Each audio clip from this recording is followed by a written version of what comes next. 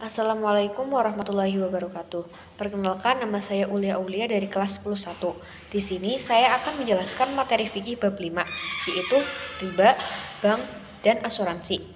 Yang pertama yaitu riba. Pengertian riba menurut bahasa. Riba berarti nilai lebih atau tambahan. Kalau menurut syara, riba itu nilai tambahan yang diharamkan dalam urusan jual beli atau pinjam meminjam. Setelah itu ada macam-macam riba. Riba itu ada 4 macam. Yang pertama yaitu riba fadli, tukar menukar barang sejenis dengan jumlah yang berbeda. Yang kedua, riba nasiah, orang yang berhutang disebabkan memperhitungkan waktu yang ditanggungkan. Yang ketiga, riba qard, pinjam meminjam atau hutang piutang dengan menarik keuntungan dari orang yang meminjamnya.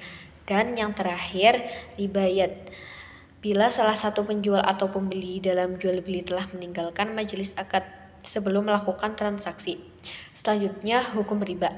Para ulama sepakat hukum riba adalah haram, sebagaimana firman Allah Subhanahu wa taala, Bismillahirrahmanirrahim. Wa ahallallahu bai'a wa harramar riba, yang artinya padahal Allah telah menghalalkan jual beli dan mengharamkan riba. Surat Al-Baqarah ayat 275. Dan yang terakhir yaitu hikmah diharamkannya riba. Pertama, riba menghilangkan faidah berhutang piutang. Kedua, riba menimbulkan dan menanamkan jiwa permusuhan. Ketiga, riba melenyapkan manfaat dan kepentingan yang wajib disampaikan kepada orang yang sangat membutuhkan dan menderita. Keempat, riba menimbulkan orang yang ingin memperoleh hasil besar tanpa bekerja keras di atas kesusahan orang lain. Dan yang terakhir, riba merupakan cara untuk menjajah orang karena yang meminjam tidak dapat mengembalikan pinjamannya. Dan setelah itu, kita akan membahas tentang bank.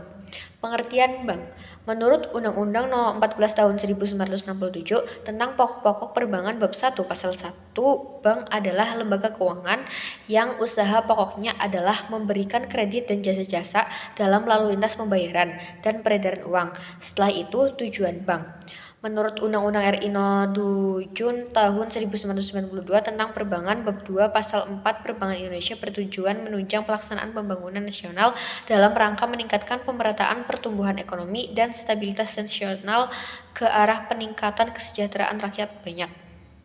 Setelah itu ada fungsi bank. Menurut UU RI No. 7 THR 1992 tentang Perbankan bab 2 pasal 3, fungsi utama Perbankan Indonesia adalah sebagai penghimpunan dan penyalur dana masyarakat. Dan yang terakhir, Bank Islam. Bank yang beroperasi sesuai dengan prinsip-prinsip syariah Islam, yaitu yang tata cara beroperasinya mengacu kepada ketentuan-ketentuan Al-Quran dan hadis.